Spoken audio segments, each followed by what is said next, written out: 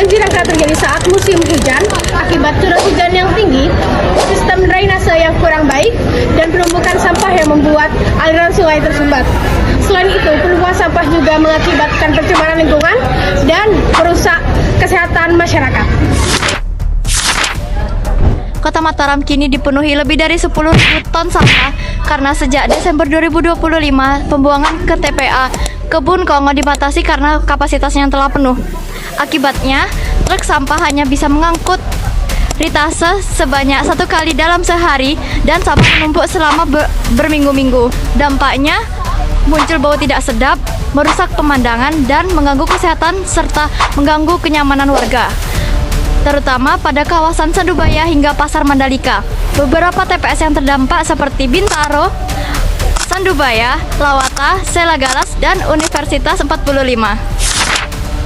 Pada awal tahun 2026, BNPB melaporkan bahwa bencana di Indonesia didominasi oleh banjir akibat curah hujan yang sedang hingga tinggi di berbagai wilayah, terutama Jawa Tengah, Jawa Barat, dan Sumatera. Banjir di Kabupaten Bekasi pada 12 Januari 2026 merendam sekitar 1.890 rumah di 3 kecamatan dan 7 pedesaan yang diakibatkan oleh curah hujan yang tinggi dan kurang bersihnya drainase. Sementara di Kabupaten Bogor, 40 rumah terendam karena meluapnya air sungai. Di wilayah Sumatera, khususnya Sumatera Barat dan Aceh, banjir yang terjadi di akhir Desember 2025 masih terasa dampaknya, sehingga pemerintah membangun hunian sementara dan jembatan darurat untuk memulihkan akses.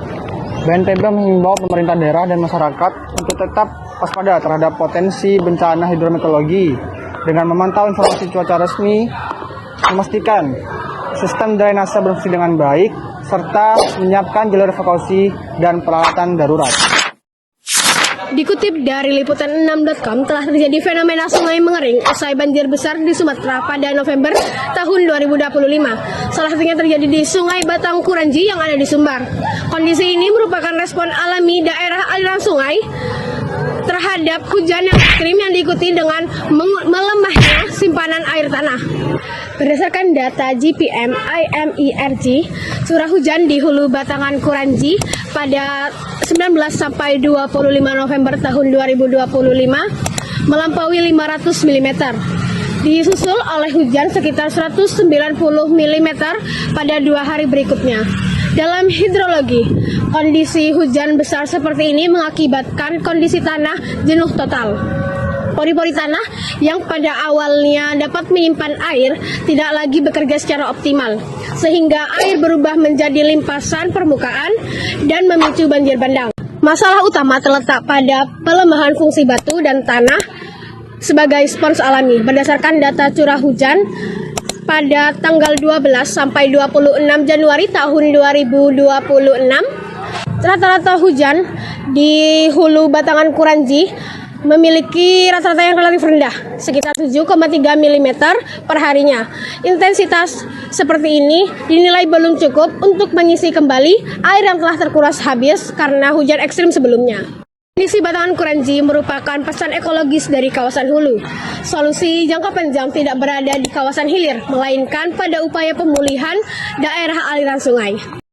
Berdasarkan permasalahan yang telah dijelaskan, terdapat beberapa solusi yang bisa kita lakukan untuk mengurangi resiko banjir dan penumpukan sampah dengan cara membuang sampah pada tempatnya, bukan pada sungai. Yang kedua, sering menanam pohon. Yang ketiga, selalu membersihkan drainase yang tersumbat atau yang rusak. Sekian, terima kasih. Assalamualaikum warahmatullahi wabarakatuh.